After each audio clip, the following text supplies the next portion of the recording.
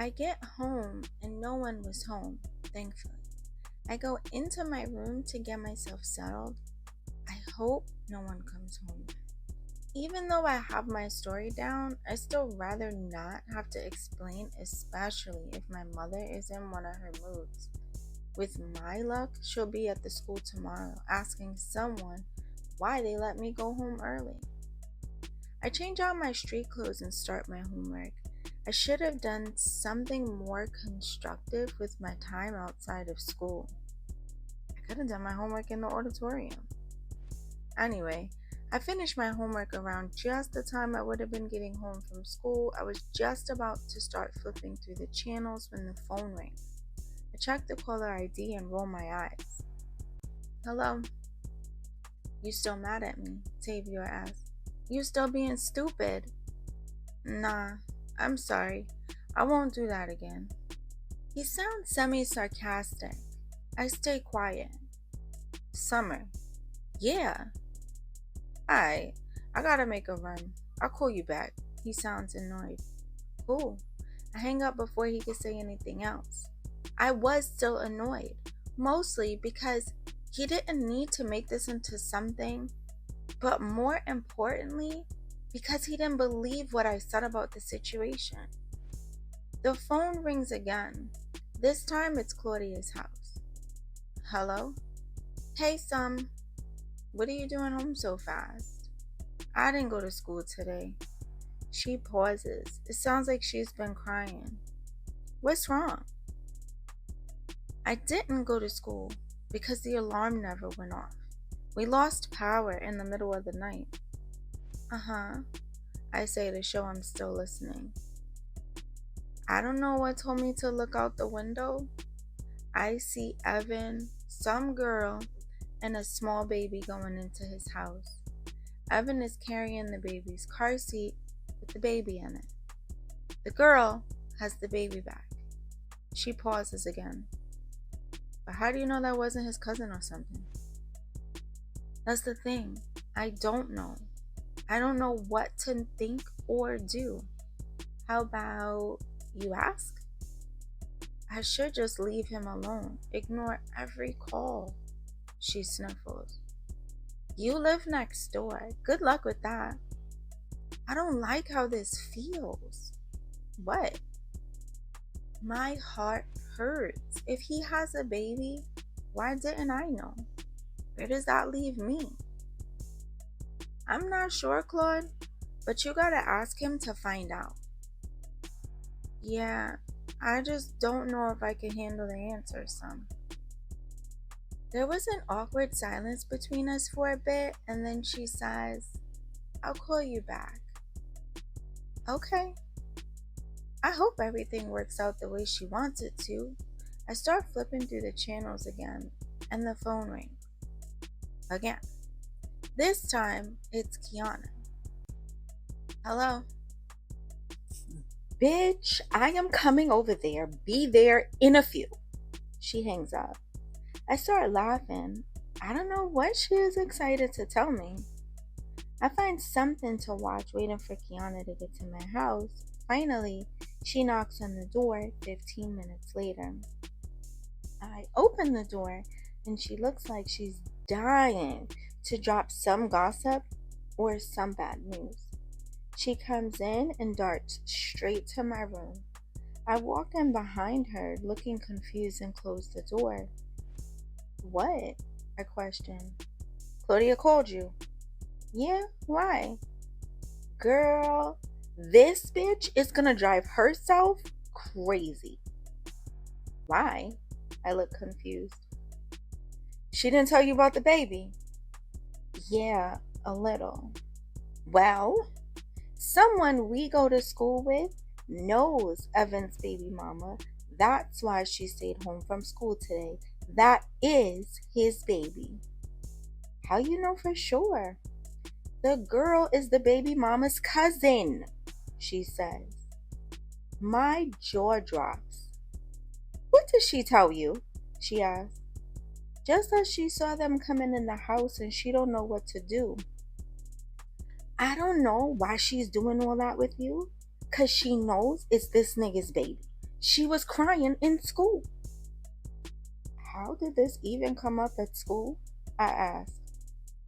Bitch, you know, she's always talking about this nigga Evan. Oh, my boyfriend, my boyfriend. The girl asked where she lived based off the shit she kept saying, and she was saying a lot. She pieced the whole shit together. The girl told her cousin. I think so. Claude went home and called Evan, and he didn't answer. She stayed home today and saw the girl with the baby. I nod my head. So now what? I don't know. We told her, don't get wrapped up. Yeah, we did, but she was already wrapped up when we said that. Why are you home so early anyway? We had no last period teacher, so I left. Y'all could do that. She looks confused. I don't know. I signed my name on the attendance paper and left. I shrugged my shoulders.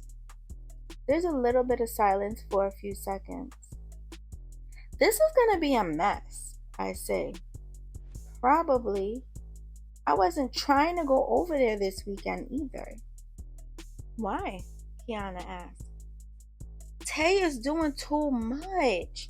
I was either gonna go to Brooklyn or Staten Island, but now we have to do recovery mode with her.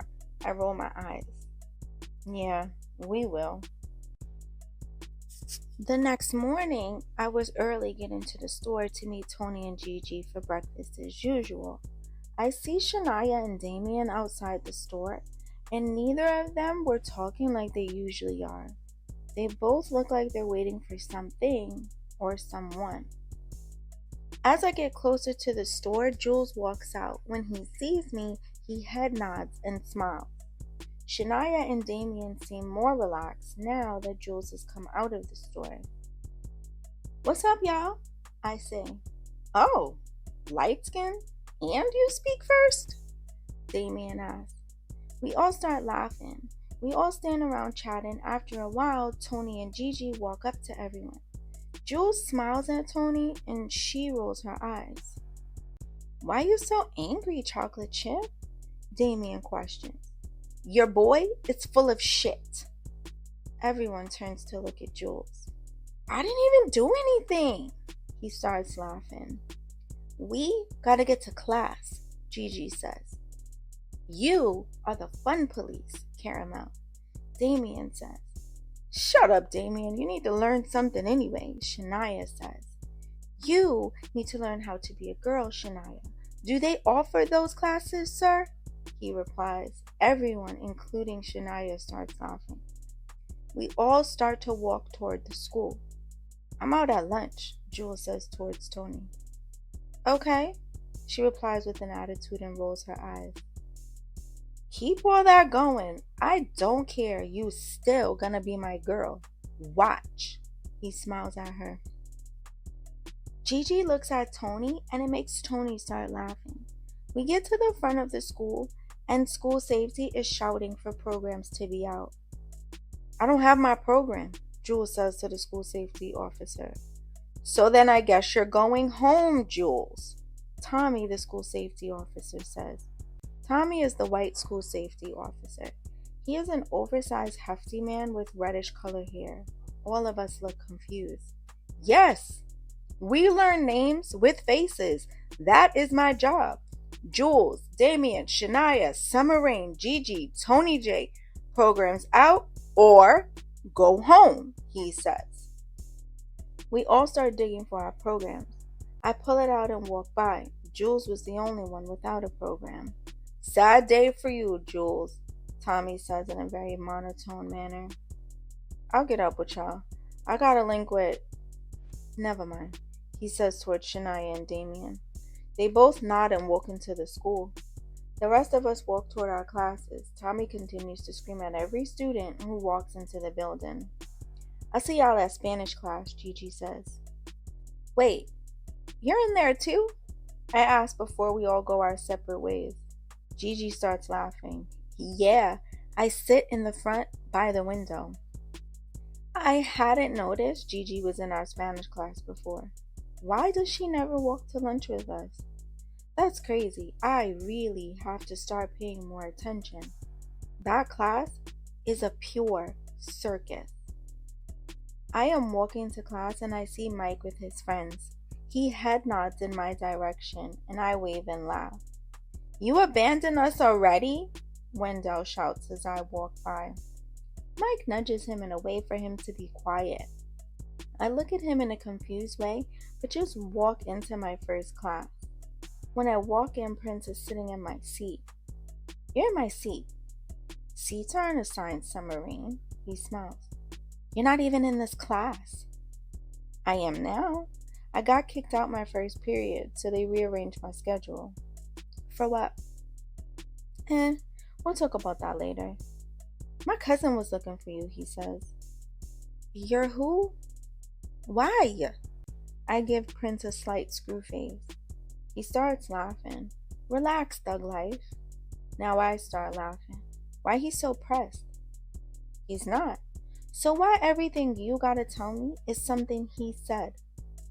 You acting all light-skinned. I'll let him ask you himself. Yeah, do that. Now get out my seat, nigga. He starts laughing and moves to the seat next to me as the teacher walks in. The rest of the day was light. After lunch, Shania and Damien left, I guess, to meet up with Jules. As I'm walking out the building at the end of the day, I see Brielle talking with a group of girls, I guess her friends. She shouts, Hey, twin! Hey, twin! I wave at the same time. I get toward the end of the hallway and I see Prince leaning on a black car that was heavily tinted out. He has his arms folded and when he sees me, he smirks. I roll my eyes playfully. Leaning on the other side of the car is a brown-skinned guy around 6 feet. I am assuming this is his cousin. Prince waves his hand for me to come over toward them. I started to be an ass about it and say no, but I decided to walk over. Yeah, I say as I approach. Where you about to go? Prince asks. Home? Oh, I wanted to introduce you to my cousin. I look over in his cousin's direction and wait for the introduction. This is my cousin. This is Rayne, Prince says and looks in the direction of the walkway and walks off to bother another girl. Rayne, huh? His cousin says. Yeah. I sound uninterested. You want to ride home? Nah, I don't know you. I look him up and down. So get to know me. You good. He starts laughing. Nice to meet you, Rayne. I'm Grams. Grams? I question, sounding confused. Yeah. What does your mother call you? He starts laughing. You feisty, huh? I shrug one shoulder. Can we exchange numbers? Not being someone named Grams. No. Sorry. My name is Ace. Summer. Nice to meet you. I guess. I say and roll my eyes. You guess it's nice to meet me? Yeah. I start laughing. Oh, so you do smile. Whatever. I reply, still laughing. So can we exchange numbers? No, I have a boyfriend. Maybe another time though. I smirk. He nods his head while laughing. I could respect that. Have a good day, Ace. He smirks. Have a good day, Summer.